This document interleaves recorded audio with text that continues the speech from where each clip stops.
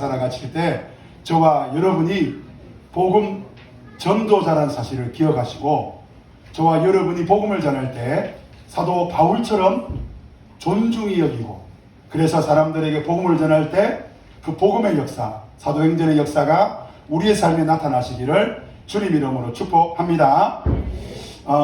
사도 바울은 데살로니가에서 복음을 전합니다. 유대인들이 이 사도 바울을 죽이려고 합니다. 그래서 베레아로 피신합니다. 근데 베레아까지 이 데살로니가 유대인들이 죽이려고 쫓아옵니다. 바울은 실라나 디모데 같은 동역자들, 전도팀들을 내버려두고 혼자 아테네로 피신합니다. 사도 바울은 자신의 고향과 같은 소아시아 지역 1차 전도 여행에서 세웠던 그 교회를 넘어 더 넓은 지역에 교회를 세우려고 꿈꿨는데, 성령은 소아시아 지역으로 가지 말고 유럽으로 가라고, 마게도니아로 가라고, 그래서 배를 타고 빌립보에 갔습니다. 성령의 인도하심을 받아갔더니 빌립보에서는 감옥에 갇힙니다. 성령의 인도하심을 따라 데살로니가에 갔더니 깡패들이 죽이려고 합니다. 베레아로 내려갔는데 베레아까지 그들이 찾아옵니다. 그리고 바울은 전도팀과 상관없이 혼자 평생 처음 가본 이 아테네에 와 있습니다. 그곳에서 전도팀을 기다리고 있지요. 16절에 보면 바울은 아테네에서 그들을 기다리고 있는 동안, 이 전도팀을 기다리고 있는 동안 이 아테네 도시를 둘러보니까 온 도시가 우상으로 가득 차 있는 것을 보고 격분하였다. 마음의 분노, 절망, 탄식, 어떻게 하면 좋을까? 이 도시가 왜 이렇지? 하는 이런 상황 속에서 바울이 선택한 것은 17절입니다. 같이 한번 읽어볼까요? 시작. 그래서 바울은 회당에서 유대 사람들과 이방인 사람 예배자들과 함께 토론을 벌였고, 또한 광장에서 만나는 사람들과 날마다 토론하였다. 격분하여 선택한 것은 토론입니다. 토론은 논쟁이 아닙니다. 토론은 다른 사람들에게 복음을 전하는 거예요. 사도 바울은 이 아테네, 이 도시를 바꿀 수 있는 것은 복음이라고 깨달았습니다. 바울은 이 우상으로 가득 찬 이 아테네 도시에 있는 우상들을, 망치를 들고 깨트리지 않았습니다. 그 신전 앞에 서서 사람들이여 이 신을 섬기지 마세요. 여러분 하나님을 섬겨야 됩니다. 안 그러면 지옥 갑니다. 그런 이야기도 하지 않습니다. 사도 바울은 우리의 싸움은 혈과 육이 아니라 정사와 권세를 가지고 있는 어둠의 악한 영들이라는 것을 누구보다도 잘 알고 있는 거예요. 그래서 바울은 어떻게 합니까? 그 사람들과 싸우는 것이 아니라 그들에게 복음을 전하는 것입니다. 여러분 사천을 어떻게 바꿀까요? 여러분 서부 경남, 여러분의 가정, 여러분의 자녀, 여러분의 인생을 어떻게 바꿀까요? 복음이 모든 것을 바꿀 수 있습니다. 2025년도 우리 교회 표어가요, 복음은 모든 것을 바꾼다. 가정을 바꾸는 것이 복음입니다. 여러분의 자녀를 바꾸는 것이 복음입니다. 이 도시를 바꾸는 것이 복음입니다. 사도 바울은 그 복음을 사람들에게 전합니다. 18절에 보니까 몇 명의 에피쿠르스 철학자와 스토아 철학자들이 논쟁을 벌이는데, 이들이 뭐라 그러냐면 이 말쟁이가 무슨 소리 하는 거야 하면서 이 외국 신을 말하는 것 같기도 하고, 그렇게 말하면서 그것은 바울이 예수를 전하고 부활을 전하기 때문이다. 바울은요, 이 도시를 바꿀 수 있는 것이 예수라고 믿었습니다. 그래서 예수를 전합니다. 그리고 이 도시를 바꿀 수 있는 것이 부활이라고 믿었습니다. 저와 여러분이 예수가, 부활이 저와 여러분의 인생, 저와 여러분의 삶, 저와 여러분의 가정, 이 도시를 바꿀 수 있는 유일한 길이요 생명이요 진리인 것을 믿으시기를 주님 이름으로 축복합니다. 아멘. 여러분 에피쿠르스라는 사람들은요, 이 사람들은 쾌락입니다. 인생의 목적이 뭐냐? 행복이라는 거예요. 그래서 더 많은 것을 누리고 더 많은 것을 가져야 행복하다고 말하는 사람들입니다. 스토아 철학자들은 반대입니다. 행복은 더 많은 것을 버릴 때, 절제하고 자기를 좀 올가매고 이렇게 할 때 행복을 누린다고 말합니다. 이들의 특징이 뭡니까? 인생은 자기 스스로 인생의 행복을 만들 수 있다는 거예요. 여행이라는 거 가지고 한번 이야기해 볼까요? 여러분 현대인들이 여행을 왜 갑니까? 마치 에피쿠르스 사람들처럼 여행하는 목적이 더 많은 것을 누리고 더 많은 것을 먹고 더 많은 것을 즐기기 위해서 여행을 하는 사람들이 있습니다. 그럴 때 사람들이 말하지요. 아, 나 행복하다.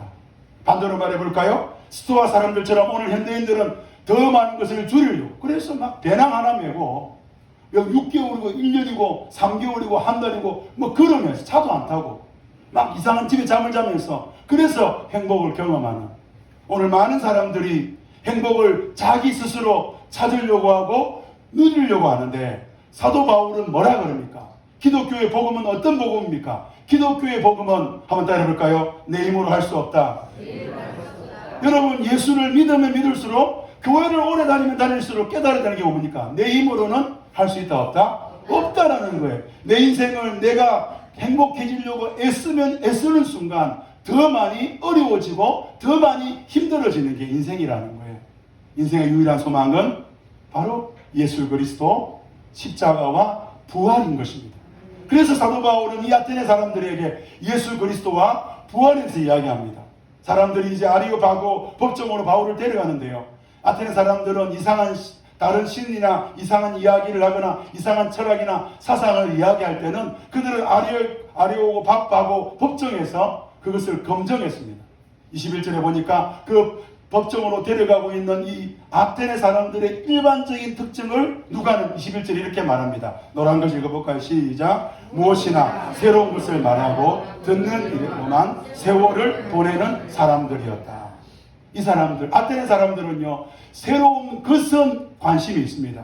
그러나 진리에는 관심이 없죠. 마치 오늘 같습니다. 많은 사람들이 새로운 자동차, 새로운 전자기기, 새로운 휴대폰에는 관심을 둡니다. 새로운 길, 새로운 직업에는 이야기합니다. 그러나 이 시대 사람들, 마치 아테네 사람들과 똑같이 오늘 이 시대를 살아가는 사람들은 동일하게 새로운 것에는 관심을 가지지만 하나님의 말씀, 진리에는 관심이 없는 거예요. 예수님은 어떻게 하셨습니까? 예수님은 자기가 원하는 대로 살지 않으시고 아버지가 원하는 대로 사십니다. 예수님은 자기의 말을 하지 않고 요한복음에 보니까 예수님은 하나님 말씀을 전합니다. 사랑하는 성도 여러분, 오늘 이 시대 변화무쌍하고 모든 것이 바뀌어져가는 이 시대 가운데 새로운 것을 추구하는 것이 우리 인생의 목적이 아니라 진리, 성경 말씀, 하나님 말씀이 저와 여러분의 목적이 되시기를 주님 이름으로 축복합니다. 22절에 보니 드디어 이제 바울이 아리오바고 법정에 섰습니다. 그리고 말을 하죠. 우리 22절 노란 글씨 읽어볼까요? 시작. 아테네 시민 여러분, 내가 보기에 여러분은 모든 면에서 종교심이 많습니다. 종교심이라는 거 데오세베스인데요. 이 종교심이라는 것을 우리말로 번역하면요, 여러 가지 뜻이 있겠지만 신에 대한 두려움인 거예요. 신에 대한 두려움.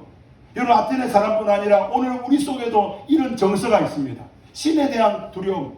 어떤 일이 잘 되어갈 때 신이 도와준 것 같아.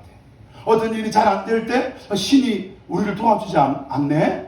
신이 노했나? 왜 이렇지? 하늘이 노했나? 하늘이 왜 나를 도와주지 않지? 그래서 아테네 사람들은요, 그 신들을 섬기다가 하도 신들을 섬기다가 이제는 알지 못하는 신까지 만드는 거예요. 그 이유가 뭐냐?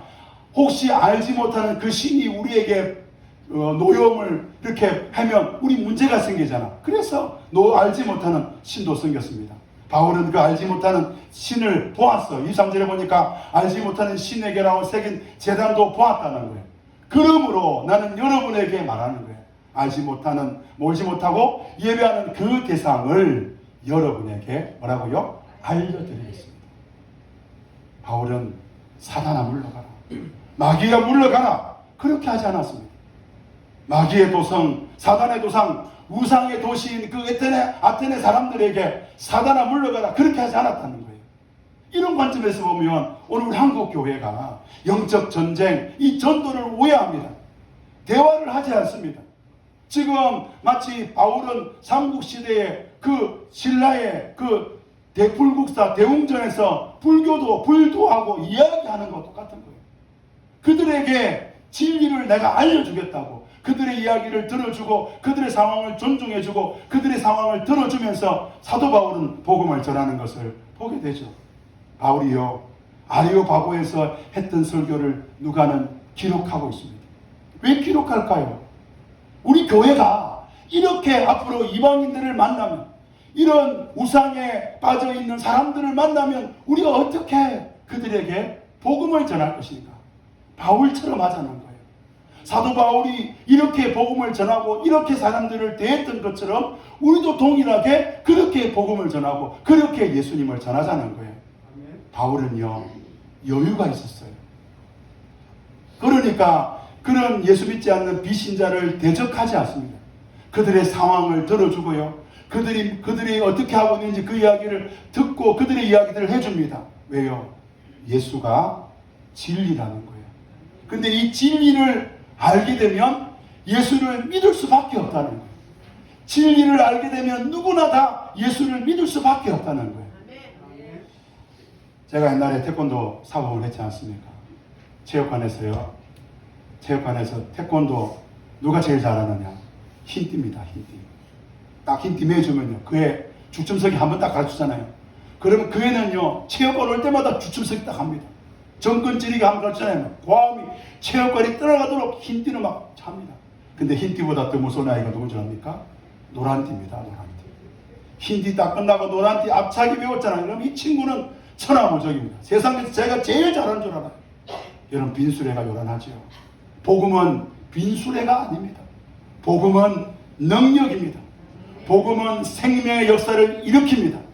복음은 죽은 자를 살아나게 만듭니다. 복음은 하나님의 능력을 보여줍니다. 그래서 우리는 싸울 필요가 없는 거예요. 그들과 대적해서 너 잘못했다고 그렇게 말할 필요가 없는 거예요. 여러분, 기독교를 변정하는 걸 오해하는 사람들이 있어요. 상대의 약점을 까발리는 거, 그거 세상이잖아요. 상대의 이론, 상대의 어떤 사상, 상대의 종교를 까발리는 거, 그거 세상의 변정입니다. 기독교의 변정은 뭡니까? 기독교가 얼마나 대단한지 보여주는 거예요. 기독교가 얼마나 대단한 이 복음이 있는지 보여주는 거예요. 그런 사람들이 이 복음을 받아들일 수밖에 없는 거죠. 이런 관점에서 조심스럽게 말씀드립니다. 20세기 한국교회에 일어난 창조과학 이야기를 좀 해볼까요? 여러분, 창조과학은 진화論과의 싸움에서 교회가 살아남기 위한 하나의 길이었습니다. 그래서 저 어릴 때도 신학교 다닐 때 창조과학 배웠습니다. 그런데 이 창조과학이 가지고 있는 이 문제가 있다면 그것은 바로 창세기를 창조과학 교과서로 만들어버렸다는 겁니다. 창세기는 모세가 썼을 때 창조과학이라는 이름으로 쓰지 않았습니다. 모세는 이스라엘 백성들 이집트에서 해와 달 별들을 섬겨왔고 또 다른 여러 천하 만물 우주 만물을 섬겨왔던 그 온갖 잡신에게 그 잡신을 섬겨왔던 이스라엘 백성들에게 하나님이 진짜라는 걸 보여주려고, 그래서 해와 달 별들을 창조하신 하나님을 말하고 있는 거예요. 어떻게 말합니까? 그 당시의 풍습, 그 당시의 언어, 그 당시의 어떤 상황에 맞춰서 말하는 거예요.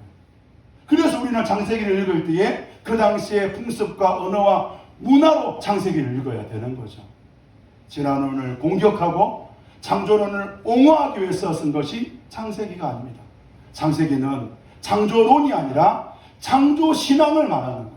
여러분, 창조과학 때문에 교회는 진화론자들과 싸웠습니다. 그래서 이긴 것처럼 보이지만 어느 날부터 교회는 마치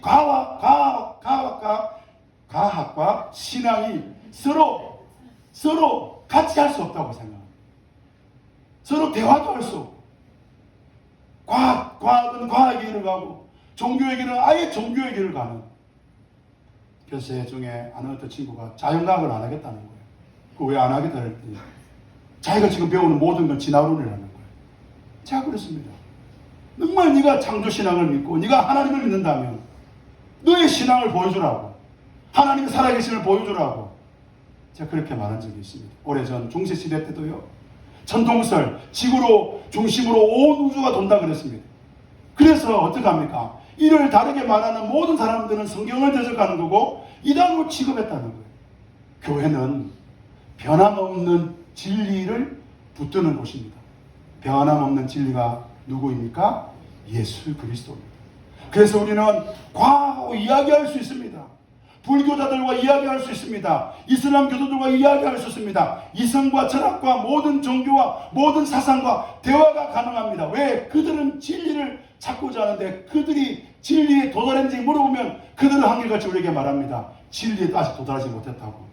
그러나 진리이신 예수 그리스도, 하나님을 아는 지식을 하나님은 우주 만물의 모든 사상의 모든 종교 가운데 심어두신 거예요. 그래서 우리는 그들과 대화하면서 그들에게 참 진리이신 예수 그리스도를 말해줄 수 있는 것이죠. 성도는 세상과 싸울 필요가 없습니다. 성도는 어떤 종교와 싸울 필요가 없습니다. 성도는 모든 종교인들과 이야기할 수 있고 모든 사상과 이야기할 수 있습니다. 오늘 사도 바울은 그래서 우주와 그 모든 것을 창조하신 그 하나님 이야기를 시작하면서 우리 24절, 25절 노란 것이만 읽어볼까요? 시작! 우주와 그 안에 있는 모든 것을 창조하신 하나님께서는 하늘과 땅의 주님이시므로 사람의 손으로 지은 신전에 거하지 않습니다. 무슨 부족한 것이 있더라도 사람의 손으로 성교받은 것이 아닙니다. 그분은 모든 사람에게 생명과 호흡과 모든 것을 주시는 분입니다. 너무 놀랍습니다. 사도 바울이 하나님을 소개하는데 이렇게 말합니다. 아테네 사람들은 신전을 세웠던 이유가 뭡니까? 신전을 세워야 하나님 신이 우리의 예배를 받는다고 생각했습니다. 그런데 바울은 말합니다.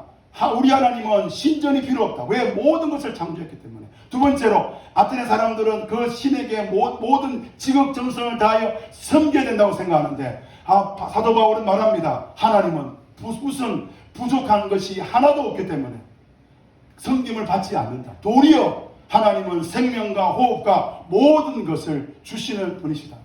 세상은요, 신을 봉사하기 위해서 신이 인간을 창조했다고 말합니다.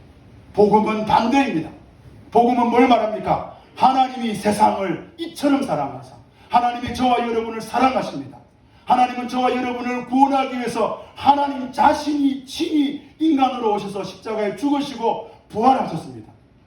많은 성도들이 기독교 복음을 믿는 게 아니라 종교를 믿습니다. 그럼 어떻게 됩니까? 지칩니다. 실패합니다. 왜? 신에게 들어야 신이 기뻐하는 줄 압니다. 아니요. 기독교는 종교가 아닙니다. 기독교는 종교가 아니라 바로 예수 그리스도 우리에게 오신 그 하나님의 능력인 것입니다. 큰 신전으로 신을 만나려고 했던 아테네 사람들, 그들에게 바울은 무슨 이야기합니까? 우리에게 찾아오시는 하나님, 우리에게 주시는 하나님을 말하는 거예요. 사람들은 진리에 목말라 하죠. 진리의 진심입니다. 어떤 분은 자녀 양육이 진리입니다. 그러면 그게 진심이에요. 어떤 분은 자신의 장사나 사업이 그 성공, 그것이 진심인 분들이 있습니다. 그러면 거기에 자기의 삶을 다 드립니다. 몸부림을 칩니다. 진리를 찾으려고 애를 씁니다. 사람들은 그 진리로 달려갑니다. 어떤 목사님이 교회 성장이 진리라고 그렇게 얘기하는 분이 계셨습니다. 제가 그분을 한 몇 년 전에 만났는데 우리 밤낮으로 전도한 결론이 뭐냐면 정신과 약 먹는 겁니다. 우울증이 와가지고. 그렇게 전도해도 교회가 성장이 안 된다는 거예요. 저는 양육이 진리라고 생각했습니다.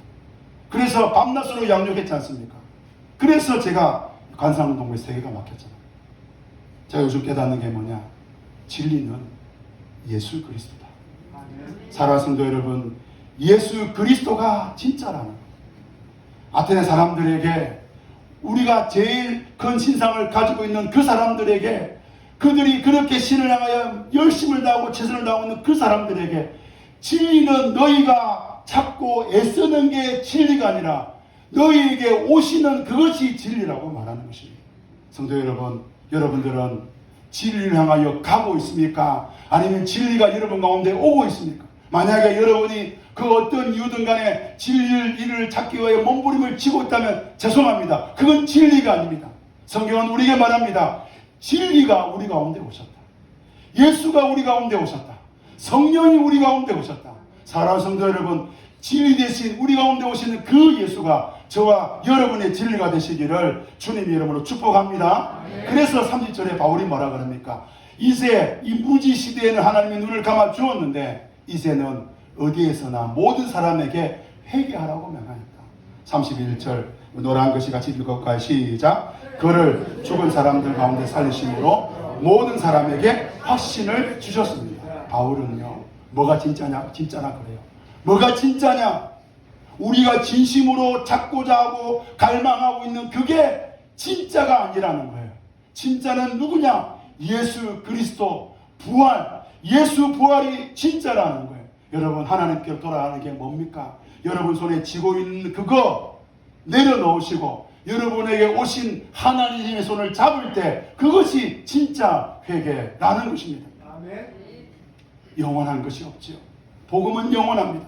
예수가 죽었다가 살아났다. 이 영원한 복음. 그런데 이 복음을 사람들이 들을 때에 많은 사람들이 사도 바울을 조롱하고 다시 한번 이야기해보라고 그러고 그러면서 떠납니다. 그런데요, 누가는 34절에 너무 놀라운 말씀을 기록하고 있습니다. 우리 34절 같이 한번 읽어볼까요? 시작. 그러나 몇몇 사람은 바울 변에 가담하여 신자가 되었다. 그 가운데는 아리오바고 법정의 판사 디오누시오도 있었고 다말이라는 부인도 있었고 그 밖에 다른 사람도 있었다. 복음이 어떻게 전해지느냐? 데살로니가에서 시작됐던 사도 바울의 전도 여행은 사도 바울이 원하든 원하지 않든 아테네까지 오게 되었습니다. 아테네에 왔더니 이 도시 사람들은 진리에 대해서 전혀 관심이 없습니다. 자신은 최고의 신전을 지었기 때문에 자신들은 이미 진리를 가졌다고 말합니다. 이미 우리는 하나님을 믿고 있다고 말합니다. 그 우상의 도시에 사도 바울은 홀로 그들을 존중하고 그들을 이해하고 그들에게 예수와 부활을 전할 때에 하나님은 사도 바울을 통하여 영혼 구원의 역사를 이루시는 것을 보게 되죠. 서부경남, 여러분 이 도시는 어떤 도시입니까? 마치 아테네와 같습니다. 많은 사람들이 예수 그리스도와 상관없이 살아갑니다. 많은 사람들이 기독교를 종교로 여기고 기독교를 우습게 여깁니다. 많은 사람들이 복음을 받아들이지 않습니다. 복음화율 3% 미만인 이 도시에서 저는 오늘 본문을 통하여 세 가지 제안합니다. 첫째, 복음으로 재무장하자. 따라합시다. 복음으로 재무장하자.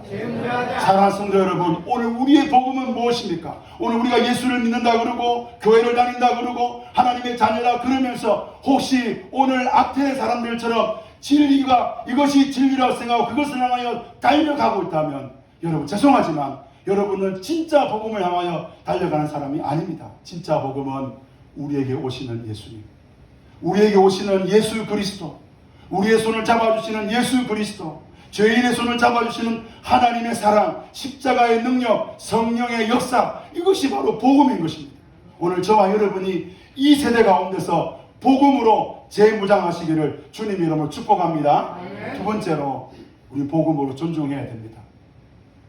사단과 싸워야죠. 왜 사람과 싸웁니까? 왜 믿지 않는 타 종교인들과 싸웁니까? 왜 이상한 우리가 생각할 때 잘못된 그런 사상을 가진 사람들과 싸웁니까? 그 사상 넘어 그 종교 넘어 사람들을 괴롭히고 사람들로 하여금 예수 믿지 못하게 만드는 그 이 세상에 혼미케 하는 그 영들과 싸워야 되죠. 저는 어떤 분하고 이야기를 나눈 적이 있습니다.